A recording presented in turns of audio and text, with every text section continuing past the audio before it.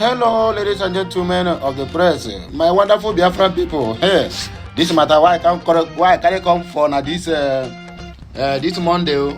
I swear to God, anywhere where hear this matter, it's supposed to tango. I don't know what the so-called Fulani government of Nigeria is planning for Biafrans. I mean, this message is literally for every youth in the Biafra land, most especially in Anambra state. Make gonna hear this headline before I will say whatever I want to say, or before I will give my own analysis on this very particular issue. Breaking news: a strike may be used on criminals in Anambra State. Commissioner of Police Aderemi Adeoye laments. What does this signify? My dear brothers and sisters, anywhere where you did, this one is not being controversial. Are you a Biafran? Are you a Southeasterner? Are you an Igbo man? And you see this headline, you keep quiet, you didn't say anything about it. My dear, you are not representing the image of that very particular nation called the Biafran nation. What does this signify? Northeast, Northwest, and North Central. Northern Kaduna or Southern Kaduna have been in a total dismay, if I may use that language, for a very long time. From the regime of Muhammadu Buhari to this particular nonsense regime that they are into now. Even in Niger, that the Boko Haram used go to the place. I mean, when they have helicopter crash, that they lost over how many? Over 36 of our soldiers and navies was sent to judgment by the bandits. The government do not consider, the government do not come out and say, oh, we are going to use airstrikes in those areas. Northeast, Northwest, and North Central have been taken over by bandits in almost all the whole forest.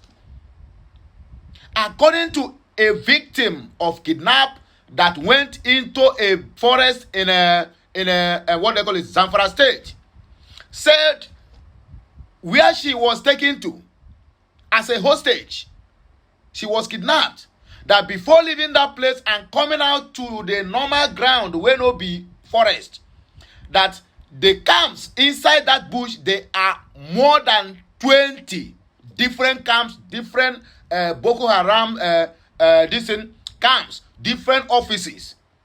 And everyone have their own camp, just like the way we are living normally. That is how the way they are living normally inside the forest with different camps. Federal government have not. The state government have not said, oh, we are going to use airstrike.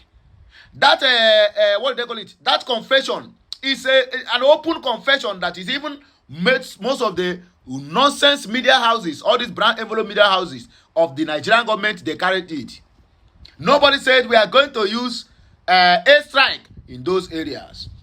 What they want to do in Anambra State now is exactly what Hope and his cronies did in a Kotutu, in Imo State, or law precisely, and killed our people, bombed an entire market that they found a bomb making factory or a small bomb making where they are using all these IEDs, where they are making it inside the market, and they bombed the entire market. People, lives, and property wasted it. Today, nobody grant them even a single penny as a compensation to those people who have been affected in that very attack.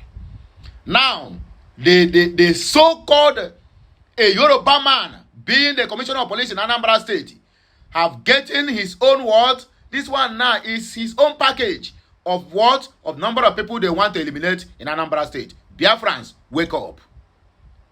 Chukwumacha Soludo, wake up. All the governors forum in the southeast, wake up. This one is a call for concern. If you are a Biafran and you hear this message, you didn't share it, I tell you the simple truth. You are worse than this present government. You are worse than the bandits you are suffering. You are worse than the so-called Agbado and his cronies that is ravaging. You are even worse than Muhammadu Buhari if you did not share this message and you call yourself a Biafran. What? A strike in Anambra State? For what purpose? For one small kidnap or the other? The other day I read in the news, even I brought it to this my platform, that they said over 7 local governments in Nnewi South, Anambra South, or whatever, So 7 local governments was being taken over by bandits, but they have captured 5 without any force, without no using any airstrike. Remain only 2 for them to capture. So is it that only that 2 that remains that they want to use airstrike now to capture? Whereby 98% of the land in Zamfara state have been taken over by bandits, Boko Haram and Ishwab. A truck loaded with bombs have been intercepted going from Ibadan to southern Kaduna. All these things is the quest to eliminate the Christians that are living in that area. Now they want to use airstrike in Anambra state, the Christian state, to wipe it out. Whereby northeast, northwest, and north central that have been occupied. Very soon you will see. What am I saying, sir? In Zamfara state, all the whole farmers there, all of them pay taxes to bandits. Yet, the state government or the so-called Fulani government of Nigeria does not say they will use airstrike there. My dear, you need to open your eyes. Anyway, I have talking enough. I have said enough. So let us move straight to the reason why we are here. We don't have much time to waste. I just want to do it so that every nooks and crannies will know what will happen. Former presidential aide Ahmed dragged over the mark on the photos of Joe Biden with Okonjo Iweala at the G20 summit. My wonderful people, your duty now is to share this message. Make sure that this message gets to every nooks and crannies. Make sure that every Biafran that hear this message need to do what? Need to allow the people back home. Look at what the people are planning. They want to reduce the population of the Biafrans. The Commissioner of Police in Anambra State, Aderemi Adeoye, has stated that the command may employ airstrikes on insurgents in the state. Adeoye hinted that the airstrike will be used to flush out gunmen to the rising residents of North and South Senatorial District of the state. According to the CP, the state command has taken over 5 local government areas in the Anambra State, restoring law and order to those areas. The Commissioner of Police said, "You will agree with me that up till now, we have not used airstrikes. Why? Because we are concerned about the safety of the people there. We don't want collateral damage, but if their existence will make life meaningless to innocent people, then the federal government would have been pushed to the wall to go all out and take them out in order to secure the people who have become cannon fodder in their hands." 95% of their victims are their own relatives. The other 5% are the travelers who, due to lack of knowledge of the area, run into them. Our advice is to use the expressway always. We are working gradually to reclaim all these areas that the insurgents have turned into their hideout because of the natural forest, harsh topography, difficult terrains, and others. They take refuge in that place and launch attacks from there. But now, it is very difficult for them to launch such attacks and come out alive. What almost engulfed the whole state is insurgents. And you know that this is like guerrilla warfare. When you fight guerrilla warfare, you must be deliberate and methodical because it is not a conventional war. You may progress slowly. You gain grounds, you secure it, you reclaim occupied territory, secure it, and then go further. Before now, all the 7 local government areas that are in the Anambra South Zone were under the control of the insurgents, but now other parts of the state are safe except Nnewi South and a few areas in Ihiala. So out of the 7 local government areas, we have reclaimed 5 and we are working on liberating the remaining 2. Incidentally, those 2 have links with Imo. It got so bad that even their traditional rulers fled the communities, all in this to be safe, according to CP Adeoye. Those areas you mentioned as no-go areas, we have forward operating bases, FOB. There we have in Osumogu, Ubo, and Duli, and those are the aims that ensuring we stem encroachment from Imo State. These measures have been effective, and that is why the rest of the state has been safe. Because of the roads through which they came have been stopped. Our police special force are there. The army is there. The police are there. Anti-terrorist unit is also there. What of anti-kidnapping squad is also there. Attacks have been checked to a reasonable extent. They plant landmines around those camps and also use rocket-propelled grenade launchers. These are war materials, and we are not at war. The federal government has exercised a lot of restraint in dealing with the problem, and I will advise the insurgents not to push their luck so far because patience has a limit, according to the CP. Former presidential aide have been doing what? Have been dragged over the mark he made concerning what do they call him? Our own sister Ngozi Okonjo-Iweala and the president of the United States of America, Joe Biden. A former presidential aide, Bashar Ahmed, has come under heavy criticism following a remarkable made while reacting to a recent photo of the president of the United States of America, Joe Biden, and the Director General of the World Trade Organization, WTO, Ngozi Okonjo-Iweala. Okute News reports that Biden was earlier spotted taking a selfie with Okonjo-Iweala at the G20 summit in New Delhi, India. The American president did not stop there. He also took a photo of Okonjo-Iweala as she posed with some members of her team and National Security Advisor to the U.S. President, Jack Sullivan. Okonjo-Iweala posted a great moment on her X page. At the G20 Leaders Summit, some great moments with the President Joe Biden at Putus and also the Jack Sullivan 46 National Security Advisor discussing at WTO. Reform, especially reform of the dispute settlement system.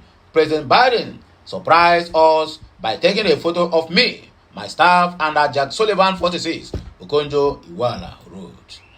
In reaction to the photo, Bashir reposted the photo on his page, captioning it Femzin. Because he is not a Muslim. No, because she is not a Muslim and she is not an Hausa or Fulani. That's why they have to drag her anywhere. Anything that she do now, it becomes an offense. This remark did not sit well with Nigerians who berated the former presidential aide, calling him out for being double standards. They also unearthed twist of Bashir accusing the WTO Director General of corruption. How Nigerians reacted. One social media user, Willie E, wrote, "Famzin until she decides to run for office of the president. Then you remember she is an IPOB okay? Oh, this one, I saw he's a TikToker." Another user, Apen Seriki, wrote, "Same idiot that accused her of corruption that tweeted that out of shame since their drug president can't make Nigeria proud. He has to shift global post. Very unfortunate." Unfortunate. Okay, very unfortunate Malu. Ademola Tahib wrote his own, "It is funny that the woman you always degrade is what you are using for impression. You have no honor." You see, thank God now you post if now one person from other side